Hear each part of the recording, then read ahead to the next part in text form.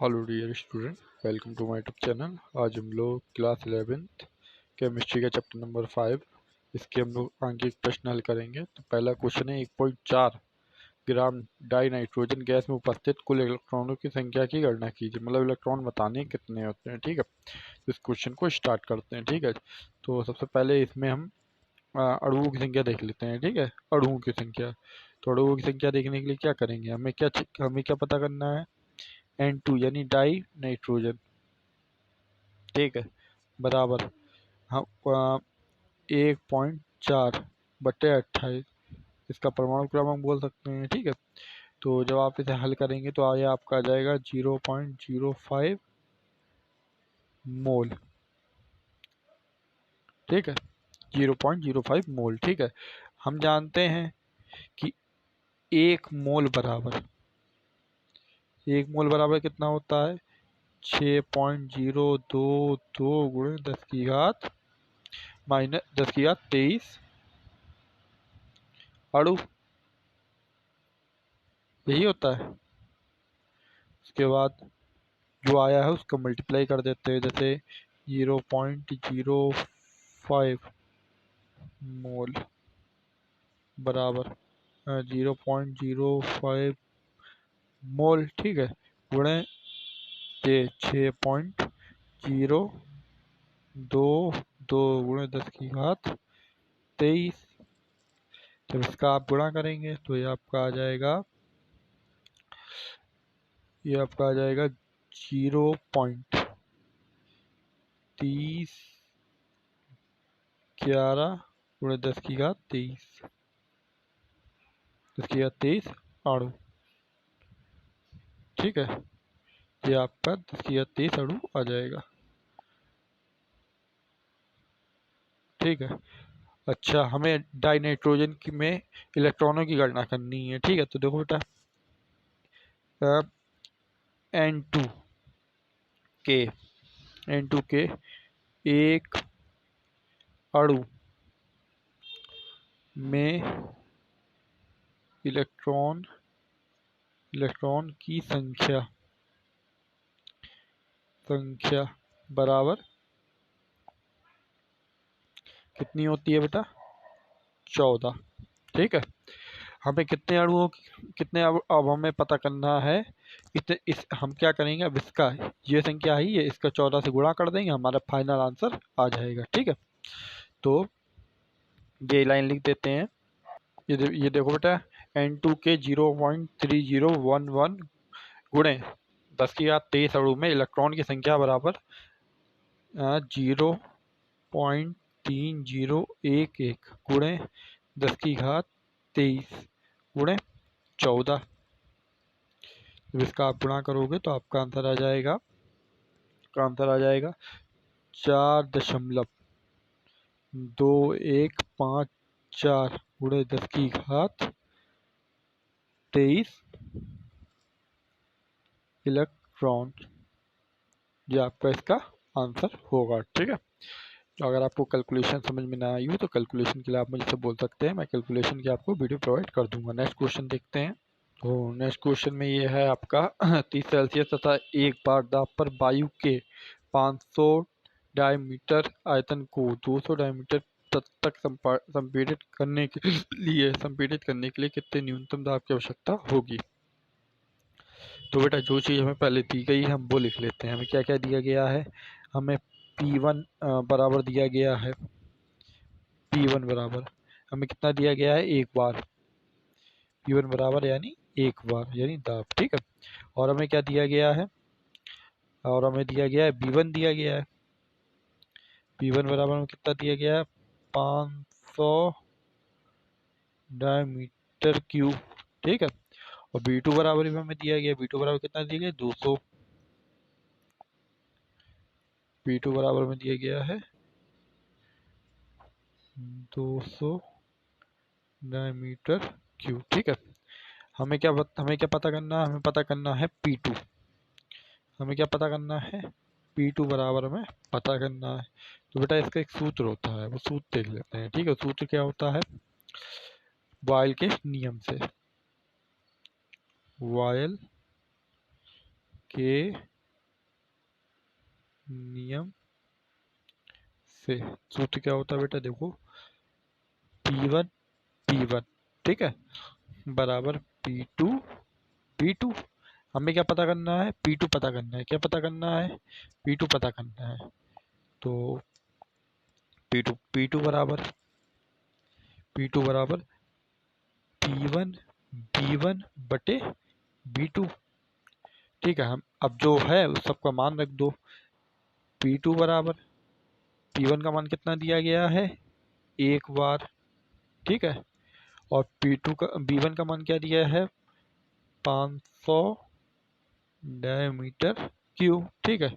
और हमारा B2 का मान कितना दिया गया है, 200 डायोमीटर ठीक है। 0 से 0 काटा, दोनों 0 चलेगा ठीक है। मात्रक से मात्रक काट दिया, ये हो जाएगा आपका 5 एकम 5 और बटे 2। 5 से 5 के आधे करोगे बेटा कितना आएगा, 5 के आधे करोगे कितना आएगा, ये आ जाएगा आपका 2.5 2.5 बार। ये क्या निकल के आया आपका P2, ये आपका P2 निकल आया ठीक है। आई होप आपको क्वेश्चन समझ में आया होगा। नेक्स्ट क्वेश्चन देख लेते हैं। तीसरा क्वेश्चन देख लो बेटा। 35 डिग्री से ताप तथा 1.2 बार दाब पर 120 ml धारिता वाले पात्र में गैस की निश्चित मात्रा भरी है। यदि 35 सेल्सियस पर गैस को 180 ml धारिता वाले फ्लक्स से स्थानांतरित किया जाए ठीक है, स्थानांतरित किया जाए तो गैस का दाब क्या होगा ठीक है। तो जो चीज़ बेटा हमें दी गई है हम वो लिख लेते हैं ठीक है। इसमें भी हमें बेटा क्या निकालना है, P2 ही निकालना है ठीक है। तो जो चीज़ हमें दी गई है वो हम लिख लेते हैं। हमें क्या क्या दिया गया है, हमें P1 दिया गया है। क्या दिया गया है, P1 बराबर कितना दिया गया है, 1.2 बार ठीक है। और हमें क्या दिया गया है, हमें B1 दिया गया है। B1 बराबर क्या दिया गया है हमें, 120 ml। और B2 बराबर कितना दिया गया है हमें, B2 बराबर दिया गया है हमें 180 ml ठीक है। अब हमें क्या बताना है, P2 बताना है ठीक है। सेम वही बेटा फॉर्मूला जो ऊपर हमने फॉर्मूला लगाया था ठीक है, वही जैसे P2 बराबर P1 B1 अपॉन B2 ठीक है ना। ठीक है, अब इसमें इसी फॉर्मूले में मान रख दो तो ये हो जाएगा P2 बराबर, भाई हमें P1 का मान क्या है, 1.2 बार, 1.2 बार ठीक है। और P2 B1 का मान क्या है, B1 का मान है आपका गुणे 120 ml ठीक है। और B2 का मान क्या है मेरे पास, 180 ml, 180 ml। ml से ml कट गया, 0 से 0 कट गया ठीक है। अब कोई ऐसी संख्या जिससे एक दोनों कट जाए, अगर मैं इसे 2 से काटूं, 2 छंग 12 ठीक है, 2 नेम 18 ठीक है। फिर 3 से काट दो इसे, 3 दूनी 6, 3 तिरका 9 ठीक है। और तो कटेगा नहीं, तो ये आपका आ जाएगा P2 बराबर 1.2 गुणे 2/3। जब बेटा आप इसका गुणा करोगे, जब आप इसका गुणा करके काटा पीटी कर करोगे तो आपका आ जाएगा 0.8 बार। ये इसका आपका P2 आ जाएगा ठीक है। चलते हैं नेक्स्ट क्वेश्चन। नेक्स्ट क्वेश्चन आप देख लो। एक गैस का ताप 340 केल्विन है, किस ताप पर गैस का आयतन तथा दाब आधे हो जाएंगे ठीक है। तो हमें इसमें सिर्फ एक ही चीज़ दी गई है, हमें इसमें बस T1 दिया गया है ठीक है, T1 दिया गया है। हमें इसमें क्या दिया गया है, सिर्फ T1 दिया गया। T1 बराबर कितना दिया गया है, 340 के। अब इसमें हमें P1 नहीं दिया गया है, P2 नहीं दिया गया, तो हम मान लेते हैं। जैसे हम P1 बराबर मान लेते हैं P ठीक है, P1 बराबर P। और P2 बराबर मान लेते हैं हम, आधा मानना है सॉरी, तो इसे हम मान लेते हैं P 1/2 बराबर P अपॉन 2 ठीक है। B B1 बराबर मान लेते हैं B, और बी का भी आधा मानना है, क्योंकि आयतन आधा हो जाता है, तो इसे मान लेते हैं बी का आधा बराबर b/2। ठीक है, और हमें निकालना क्या है, हमें निकालना है T2 निकालना है। तो बेटा हम निकालना है, ठीक है। अब डायरेक्ट हम इसे सूत्र में रख देते हैं। सूत्र क्या होता है हमारा, देख लो बेटा। सूत्र होता है मेरा, इधर आप मैं लिख देता हूँ सूत्र। सूत्र क्या होता है मेरा, P1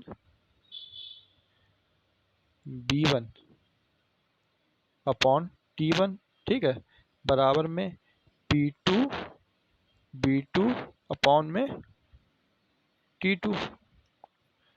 तो इसमें हम क्या करेंगे, तो अब हम क्या करेंगे, मान रख देते हैं इसका। ठीक है भाई, P1 हमने क्या माना था, P1 माना था हमने P, ठीक है, और P1 क्या माना था हमने, B, ठीक है, और T1 हमें दिया गया है, कितना दिया गया है, 340 केल्विन, इतना ही तो दिया गया है। अच्छा, P2 हमने क्या माना था बेटा, P/2, ठीक है। B2 हमने क्या माना था बेटा, B का हाफ क्या माना था, B/2, ठीक है, और गुणे में 1/T2, ठीक है, मतलब T2 इनके अपॉन में हमने T2 अलग करके लिख दिया। ठीक है, P से P कटा, P से B कटा, ये हो जाएगा आपका 1/340, ठीक है, बराबर में 2×4, 2×4, तो ये हो जाएगा 1/4T2, यही हो जाएगा ना। अच्छा, अब क्या करते हैं, हमें किसका मान चाहिए है, T2 का। तो ये जब T2 के बराबर में इसे लिखेंगे तो ये हो जाएगा 340/4। जब 4 का भाग 340 में दोगे तो आपका आंसर आ जाएगा 85। ये आ जाएगा आपका 85 केल्विन। ये इसका आंसर है। आई होप आपको समझ में आया होगा। नेक्स्ट क्वेश्चन की ओर चलते हैं। ये नेक्स्ट क्वेश्चन देख लीजिए। 17 सेल्सियस तथा 870 मिमी दाब पर किसी गैस के निश्चित द्रव्यमान का आयतन 76 मिली है। मानक ताप तथा दाब पर उस गैस का आयतन क्या होगा। ठीक है, तो बेटा जो चीज़ हमें दी गई है हम सबसे पहले वो लिख लेते हैं। हमें क्या क्या दिया गया है बेटा, हमें दिया गया है इसमें P1 दिया गया है। P1 बराबर हमें कितना दिया गया है, 870 मिमी, ठीक है। अच्छा, और हमें क्या दिया गया, हमें B1 भी दिया गया है। क्या दिया गया है, B1 भी हमें दिया गया है। तो P1 हमें कितना दिया गया है बेटा, P1 हमें दिया गया है 76 मिली, ठीक है। और हमें क्या दिया गया, हमें T1 दिया गया है। T1 बराबर हमें कितना दिया गया है, 17 सेल्सियस, ठीक है। एक काम करते हैं बेटा, इसे को हम केल्विन में बदल देते हैं। केल्विन बदल में हम क्या करेंगे, इसे में 273 जोड़ देंगे, ये हमारा केल्विन बदल जाएगा। T1 बराबर 17 प्लस 273 केल्विन। जब बेटा 17 इसमें आप जोड़ोगे तो ये आपका हो जाएगा 290। T1 बराबर आपका हो जाएगा 290 केल्विन, ठीक है। हमें T1 मिल गया। अब हमें क्या करना है, हमें बस इसे सूत्र में रख देना है, हमारा आंसर आ जाएगा। ठीक है, और भी कुछ हमें दिया गया और कुछ हमसे छूट रहा है, शायद हमसे P2 छूट रहा है। क्या छूट रहा है, P2 हमें कितना दिया गया है, P2 मैंने नहीं लिखा। P2 बेटा हमें दिया गया है, P2 बराबर 760 मिली, ठीक है। P2, ठीक है, सॉरी छूट गया था मुझसे, मिली में P2 मिमी में है, मिमी, ठीक है। अब बेटा इसे हम सॉल्व कर लेते हैं। ठीक है, सूत्र क्या होता है, सूत्र एक बार और देख लो बेटा आप लोग। P1 B1 अपॉन T1, ठीक है, बराबर में P2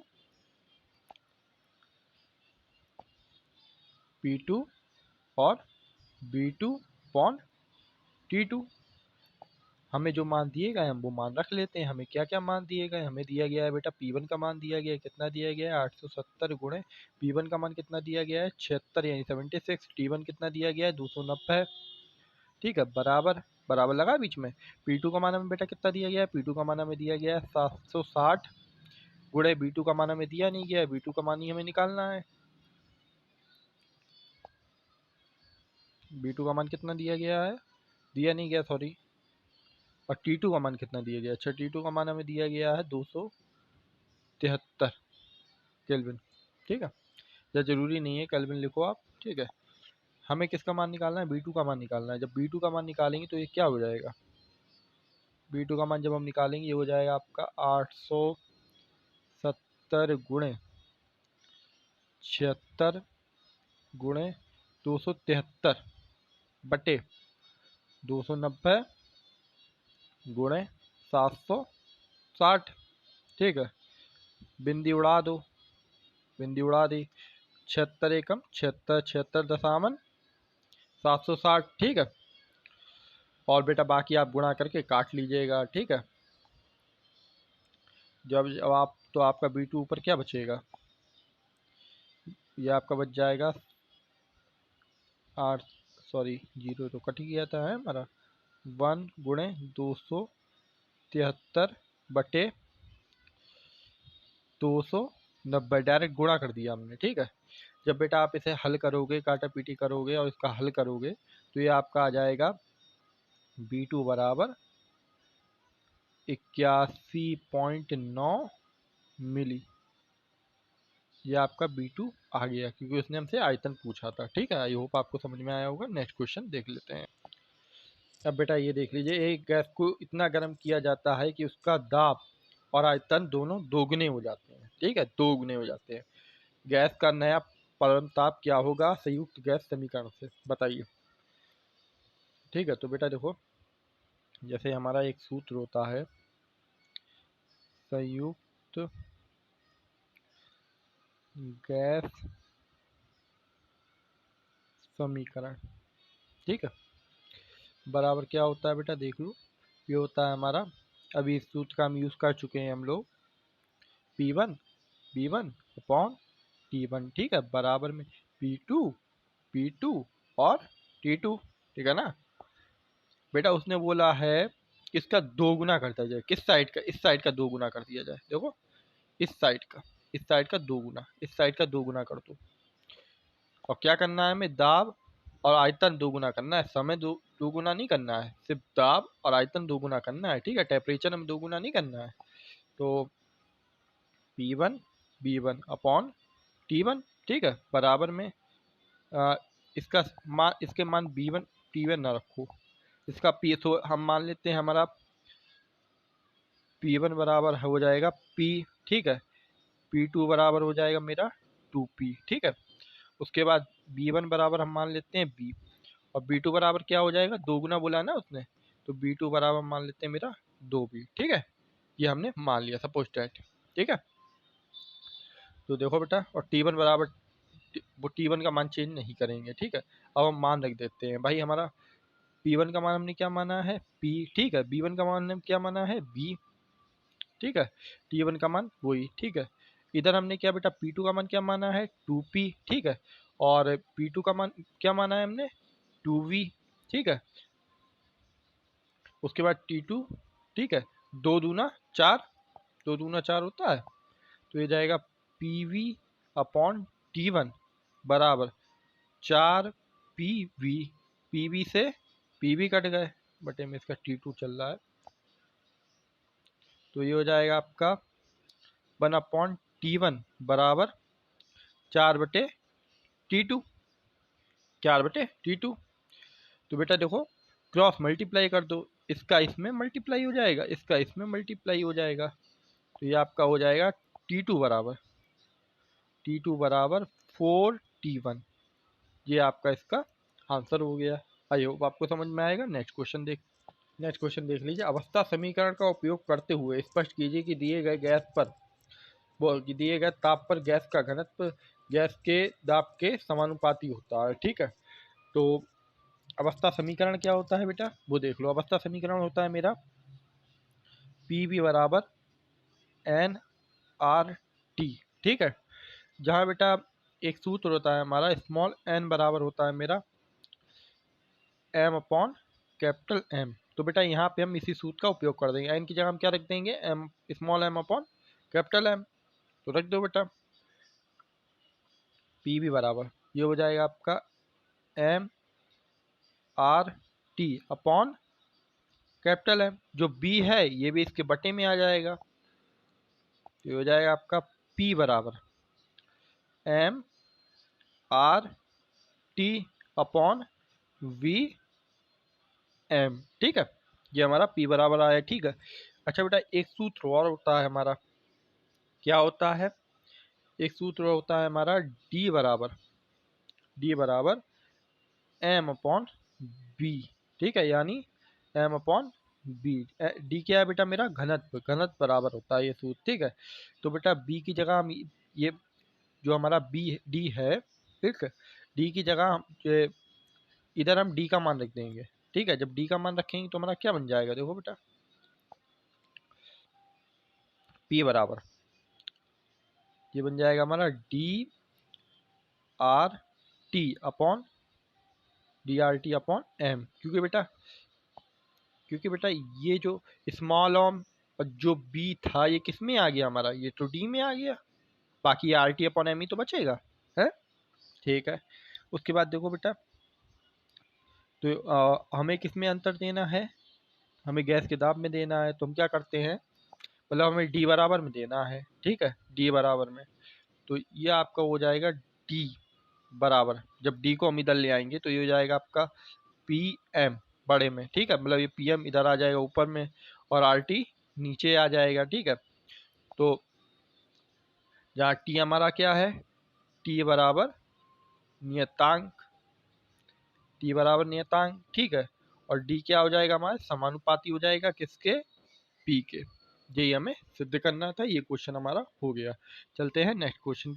अगला क्वेश्चन देख लो बेटा, यदि 27 सेल्सियस ताप तथा 2 बार दाब पर एक गैस का घनत्व 5.46 ग्राम डाईमीटर क्यूब है तो एसटीपी पर इसका घनत्व क्या होगा।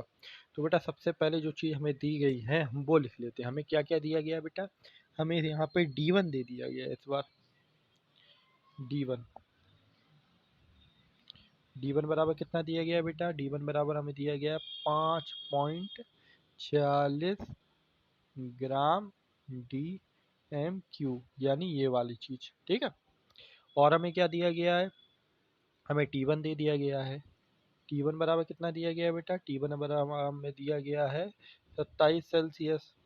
ये दिया गया है 27 सेल्सियस, 27 सेल्सियस।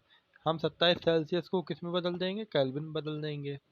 जब केल्विन में बदलेंगे तो बेटा क्या हो जाएगा, जब हम इसे केल्विन में बदलेंगे 227 प्लस 200 273, 273 केल्विन, तो ये हो जाएगा आपका 290। T1 बराबर ये हो जाएगा मेरा 290। ठीक है, केल्विन। और हमें क्या दिया गया है, T2 बराबर भी हमें दिया गया है, T2 बराबर हमें दिया गया है 0 सेल्सियस। ठीक है, इसे भी हम बेटा केल्विन बदल लेंगे, इसे भी हम केल्विन बदलेंगे, तो ये हो जाएगा T2 बराबर 273 के। ठीक है, और हमें क्या दिया गया है, बस इतना ही दिया गया है। P1 बराबर हमें P1 बराबर हमें दिया गया, P2 बराबर दिया गया है। तो P1 बराबर हमें क्या दिया गया है, P1 बराबर हमें दिया गया है, P1 बराबर हमें दिया गया 2 बार, और P2 बराबर दिया गया है हमें 1 बार। ठीक है, मतलब ये चीज़ हमें दी गई, मतलब हमें निकालना क्या है, हमें निकालना है D2 निकालना है। क्या निकालना है, D2 निकालना है। ये तो है घनत्व, घनत्व को क्या बोलते हैं, D। तो बेटा निकाल लेते हैं। सूत्र क्या होता है बेटा, सूत्र देख लो। सूत्र वैसे हमारा सूत्र इसका वैसे हमारा होता है D2 अपॉन D1 बराबर P2 T1 upon P1 T2। ठीक है, हमें बेटा किसका मान चाहिए, सिर्फ D2 का मान चाहिए, तो ये जो D1 है ये किधर आ जाएगा, इधर आ जाएगा। तो सूत्र क्या बन जाएगा बेटा, सूत्र बन जाएगा हमारा इधर नहीं, नीचे लिख देते हैं। सूत्र हमारा बन जाएगा D2 बराबर P2 T1 D1 upon P1 T2। अब सबके मान रख देते हैं भाई। P2 का मान क्या है मेरा 1। ठीक है, और T1 का मान क्या है मेरा 300 केल्विन। ठीक है, और D1 का मान क्या है 5.46, ठीक है, यही है। उसके बाद P1 का मान क्या है बेटा मेरा 2, और T2 का मान हमने कितना निकाला था 273 केल्विन, ठीक है। अब इसे हल कर लो। इसे हल करने की एक शॉर्ट ट्रिक दूँ, जब पॉइंट हटा दो तो इधर 2 जीरो बढ़ जाएंगे, ये 2 जीरो इससे काट दो। अब तो सरल हो गया गुणा करना, ठीक है। तो ये क्या बन जाएगा आपका D2 बराबर, अगर काटा पीटी कर सकते हो तो काटा पीटी कर लीजिएगा। तो काटा पीटी करने में जब आप करोगे तो एक काटा पीटी किसकी करोगे भाई, एक तियाँ एक का गुणा तो इसमें हो ही जाएगा, ये हो जाएगा 3 गुणे 546 बट्टे 2 गुणे 273 के 2 से पैसे 546 कट जाएगा, ठीक है। मैं बेटा काटा पीटी नहीं करूँगा, वीडियो लंबी हो जाएगी जिस नहीं तो ये आपका D2 बराबर, जब इसे काटा पीटी करके भाग करेंगे तो ये आपका आ जाएगा D2 बराबर, बहुत सुंदर आंसर आ रहा है 3 ग्राम डाई मीटर माइनस क्यू, यह आपका इसका आंसर आ जाएगा, ठीक है। नेक्स्ट क्वेश्चन देख लेते हैं। नेक्स्ट क्वेश्चन देख लो बेटा, 3.32 बार पर 5 डायमीटर क्यूब घन घेरने वाली 4 पॉइंट मोल गैस के ताप की गणना कीजिए, ठीक है। फिर और इसमें हमें आर बराबर दिया गया। आर क्या होता है, आर होता है बेटा गैस नियतांक। आर को क्या बोलते हैं, गैस नियतांक, ठीक है। तो जो चीज़ें बेटा हमें दी गई वो हम लिख लेते हैं। हमें बेटा दाब दिया गया है, मतलब पी हमें दिया गया है 3.32 बार, ठीक है। ये हमें पी दिया गया है, ठीक है। बी यानी आयतन, आयतन हमें कितना दिया गया है, बी बराबर कितना दिया है 5, ये है डायमीटर क्यूब, ठीक है। हमें एन भी दिया गया है, एन कितना दिया गया है 4, एन हमें कितना दिया गया है 4 मोल, ठीक है। एन बराबर में 4 मोल दिया गया है। गैस स्थिरांक दिया गया है आर बराबर, सॉरी गैस नियतांक, गैस नियतांक कितना दिया गया है आर बराबर 0.083 गुणे 83 बार diameter minus cube kelvin inverse mole inverse, ठीक है। ये हमें दिया गया है। इसका बेटा सूत्र क्या होता है, आदर्श, ये आदर्श गैस के समीकरण के सूत्र से निकलेगा। तो देखो बेटा मैं सूत्र लिख लूँ। ये बेटा आदर्श गैस का समीकरण, हमें उसने क्या पूछा है, ताप पूछा है, हमें क्या निकालने को बोला, वो उसने बोला है कि T बराबर बताइए क्या होगा, ठीक है। तो बेटा इस सूत्र को हम ऐसे लिख सकते हैं, T जब हमें T निकालना है तो ये हो जाएगा PV अपॉन RN, ठीक है। बेटा हमें P का मान भी पता है, P का मान भी पता है, R का मान भी पता है, N का मान भी पता है, हम डायरेक्ट मान रख देते हैं। तो मान रख दो बेटा, ये हो जाएगा T बराबर, P का मान बेटा क्या है 3.32 बार, मात्रक ले लो, इस बार मात्रक काट के दिखाता हूँ मैं आपको, ठीक है। और बी का मान क्या है 5 डायमीटर क्यूब, ठीक है।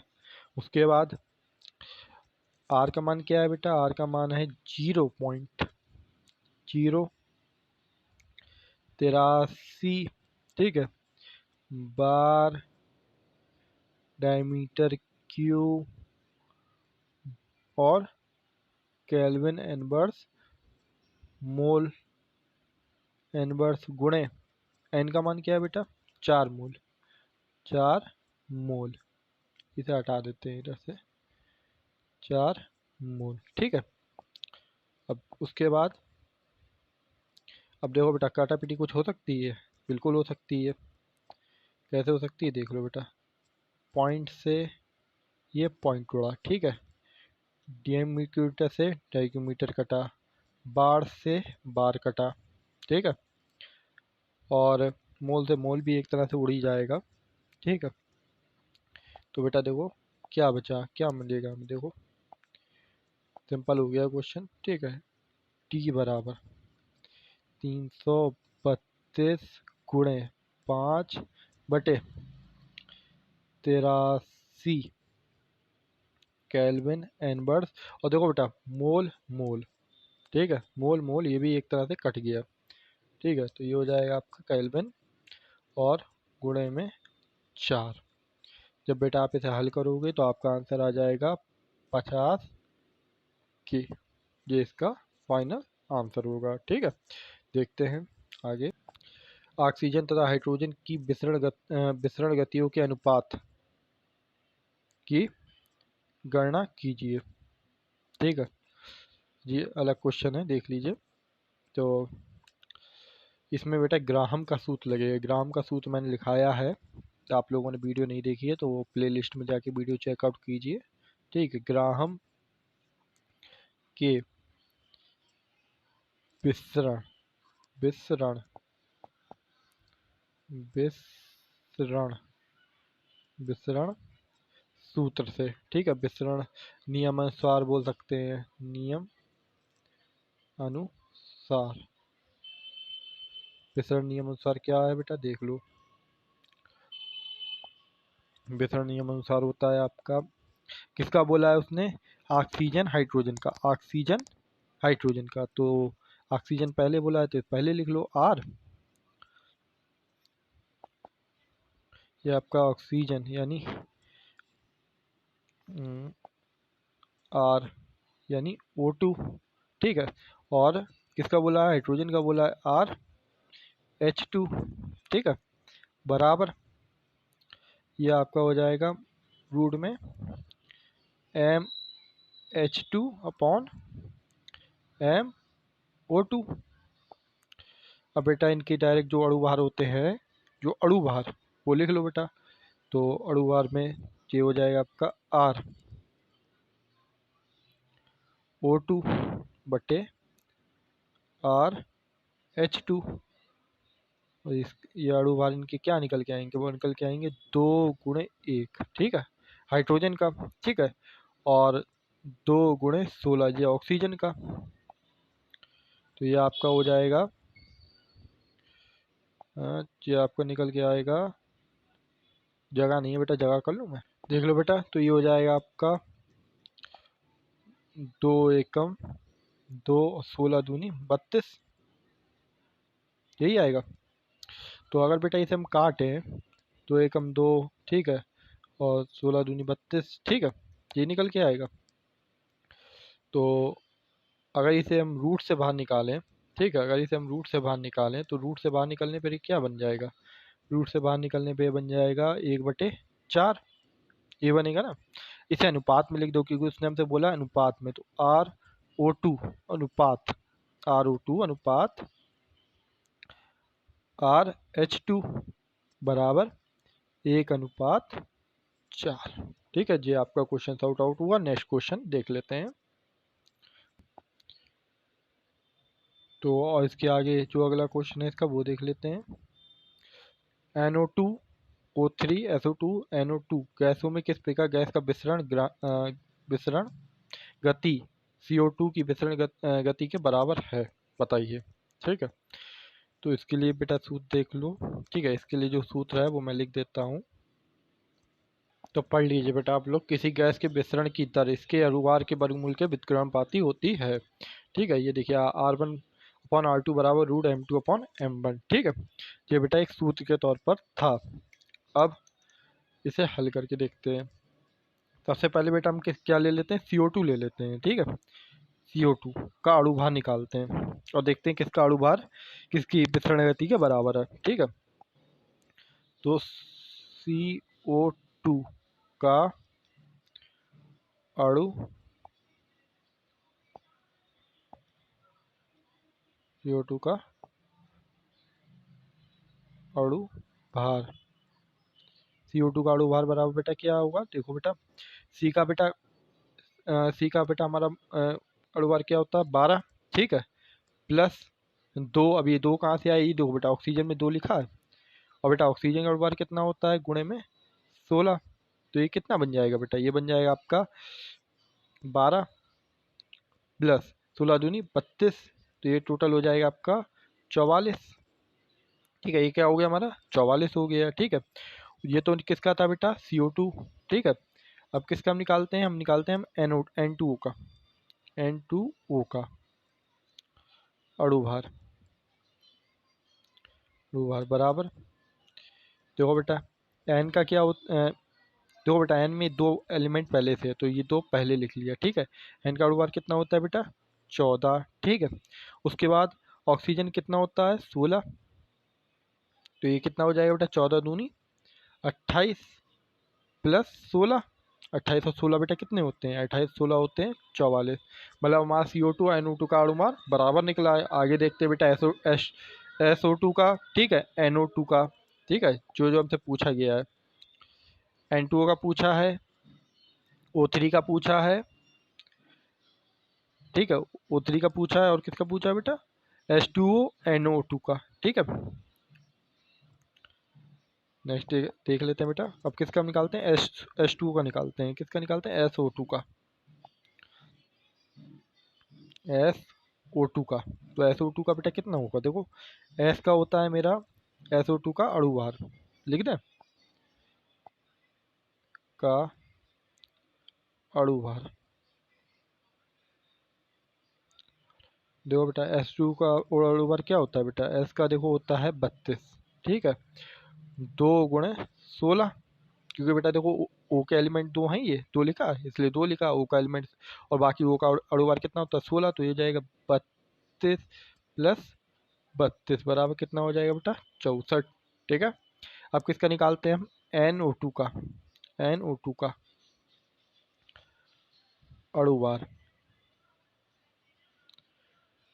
NO2 का अणु भार देख लो बेटा भाई, N का हमारा कितना होता है 14 अणु भार, ठीक है, प्लस 2 गुणे 16, 2 कहाँ से आए ये देखो O में 2 है, तो ये हो जाएगा 14 प्लस 32, 14 प्लस 32, तो ये कितना हो जाएगा 14 32 46। तो बेटा हमारा बराबर किसका निकला, हमारा बराबर निकला N2O का निकला है और CO2 का निकला, मतलब इन दोनों की जो विसरण गति थी वो बराबर निकली है, ठीक है। ये इस चैप्टर के सबसे जो पेपर में आने वाले, जो हर साल पेपरों में आते हैं वो वाले मैंने क्वेश्चन आपको पूरे करा दिए हैं, ठीक है। इस चैप्टर से इससे बाहर कुछ नहीं आना है, ठीक है। मिलते हैं नेक्स्ट वीडियो में।